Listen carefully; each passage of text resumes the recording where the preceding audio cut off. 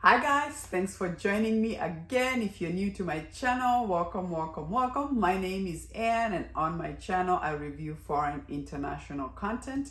Today I'm back to review episode 5 and 6 of Destined with You, and this show is just too funny. It's hilarious. It's really entertaining. I mean, what is that in episode 6? I love her. What? Oh my God. And the spell that will never break, as much as they're trying to break the spell. Oh my God. Just hilarious. So let's go back to episode 5. So episode 5, obviously, we started off with her. She was at the ocean. She had gone there to do a memorial for her dad. And then obviously we found out about how her dad died. Sounds like he was trying to save some kids who had fell in the ocean, and it sounds like he drowned. He never came up. What was interesting is how the story was so sweet when I think she was supposed to go to college, and she was like, I don't want to go.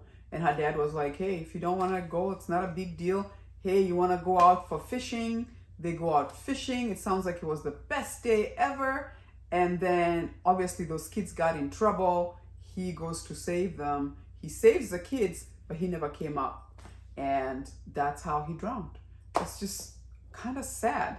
And she's telling the story obviously to Sin Yu, Rowan's character, and she was drunk at the time, kind of half asleep, and tells the story, and you can definitely tell, it touched him. So I thought that was interesting. And then obviously they were destined to go back and break this curse. Now, when they were at the ocean, it seems like they figured out the code, which the code was, you're destined to be together, so accept it because this can never be broken, something to that fact.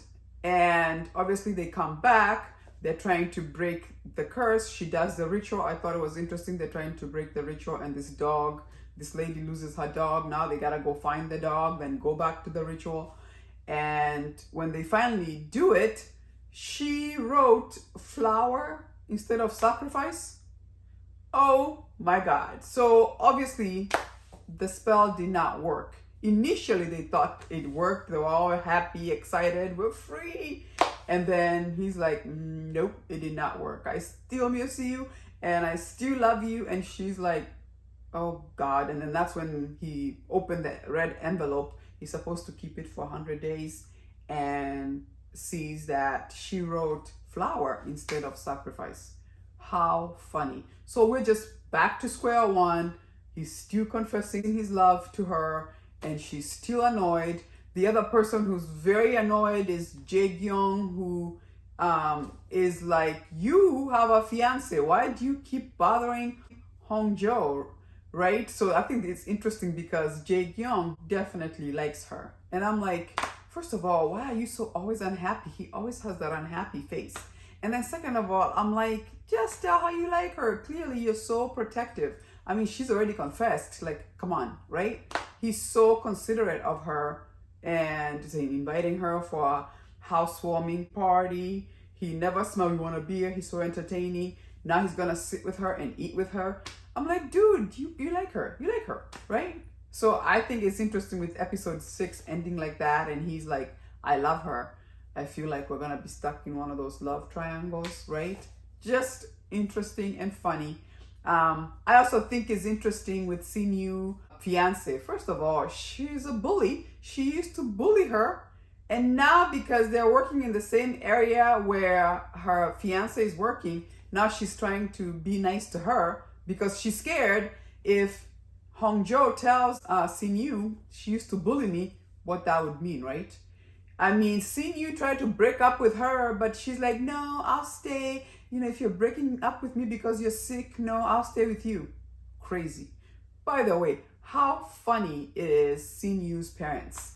Like when the mother, they meet together as a family, and because now they're fiance, and she goes, oh, we're gonna need to do like a party. We need to have a vacation. And husband is looking at her like, you don't mean vacation, you mean have an occasion, like, a celebration. And she's like, oh, you know what I mean. And then because he is not paying attention to her and he loves this model of a ship that he has in the house, she goes and sells it, ends up selling it by default to one of Sinu's friend, and her code was Beyonce. I'm like, what? That is funny. The parents are just hilarious. The other couple that I feel are really funny is Hong Jo's bosses. I mean, the guy is like, listen, you were there when my mother was dying. You're like family to me. You go get divorced. You don't say anything. I'm worried about you. Like, do you really care about me? And his feelings are hurt. And then he takes off running, and then she's running after him. Oh my God, I was dying. It's so funny. Just hilarious. And then we also have the other guy that drinks some of the water from the little, I guess, water bottle. And now he's bringing flowers. He's in love with her to the point where he's creepy. I was so glad when Sinu showed up because you could tell she's like, no, I'm not interested. No, I'm not. And he just kept on pushing. I was like, oh Lord, this is crazy. But anyway, it'll be interesting to see how they progress and how they break this spell. It's just hilarious in the middle of all of it. I cannot wait to find out what happened in the past because they've shown us that they probably knew each other before. I want to know what the story behind that was. That would be interesting to find out. And obviously, I'm predicting they actually end up falling in love for real without the spell. So that'll be interesting. But in the meantime, it's just a easy watch and funny, and it's just a fun show. Are you enjoying it? Let me know in the comment section what you thought about episode 5 and 6. And join me next week when I review episode 7 and 8. And as usual, if you do like my video, give me a like, subscribe. It does help to support my channel. And I'll see you next time. Deuces.